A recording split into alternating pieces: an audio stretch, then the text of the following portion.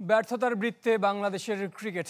আরব আমিরাতের কাছে সিরিজ হারের লজ্জা এখন বাস্তবতা। হতাশ সমর্থকরা, কিন্তু তা ক্রিকেটারদের কতটা ছুঁয়ে গেছে কারণ খুঁজতে গিয়ে পেসারদের সাদামাটা পারফরমেন্সকে দায় দিচ্ছেন সাবেক অধিনায়ক মোহাম্মদ আশরাফুল। তবে তৃতীয় টি-20-র ব্যর্থতার জন্য ব্যাটারদের নির্বুদ্ধিতা তার চোখে পড়েছে। তাই পাকিস্তানে কঠিন চ্যালেঞ্জ অপেক্ষা করছে জানিয়েছেন জাতীয় দলের সাবেক এই অধিনায়ক।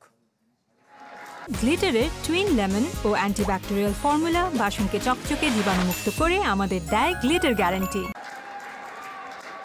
6 মাস আগেও যে দলের বিপক্ষে এই ফরম্যাটে জয় পেয়েছিল সৌদি আরব, সেই আরব আমিরাতের কাছে ব্যাক টু ব্যাক হার ব্যাখ্যাতীত। প্রশ্ন উঠেছে ক্রিকেটারদের নিবেদন নিয়ে। শেষ ম্যাচে আশরাফুলের কাঠগড়ায় ব্যাটাররা। আমার কাছে মনে হয়েছে ব্যাটসম্যানরা একদমই গেম প্ল্যান করে আসেনি, কিন্তু আমাদের ব্যাটসম্যানদের প্ল্যান এ বি একদমই ছিল না। জাস্ট একটাই তাদের প্ল্যান ছিল যে বড় শট খেলবেন, কিন্তু এখানে যেন 2-3টা বল ডট হলে তারপরে যে সিঙ্গেলস ডাবলস ওই চিন্তাটাই করেনি। মধ্যপ্রাচ্যের দেশটির কাছে ধবল ধোলাই হলেও অবাক হওয়ার ছিল না। প্রথম ম্যাচে মোস্তাফিজ নৈপুণ্যে হারতে হারতে জিতেছে বাংলাদেশ। আইপিএল ব্যস্ততায় পরের 2 ম্যাচে কাটার মাস্টার খেলেননি, ডুবিয়েছে সেই পেসাররাই, যাদের পারফরমেন্সে সাম্প্রতিক সময়ে প্রশংসায় ভেসেছে টাইগাররা। সেই নাহিদ রানা, হাসান মাহমুদ, তানজিম সাকিবরাই ফ্লপ।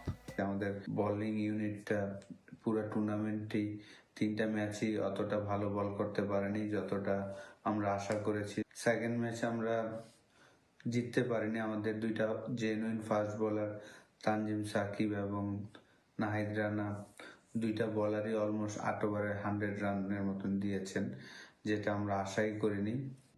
সঙ্গীন পারফরমেন্স, আত্মবিশ্বাস তলানিতে। অগ্নি পরীক্ষা হয়ে অপেক্ষায় পাকিস্তান সিরিজ। ইউএর সাথে সিরিজ হেরে যে এখন আপনি পাকিস্তানের সাথে সিরিজটা অতটা সহজ হবে না, কারণ সেম আমরা পাকিস্তানে যেয়ে খেলবো তো, এবং সেম প্লেয়াররাই খেলবেন।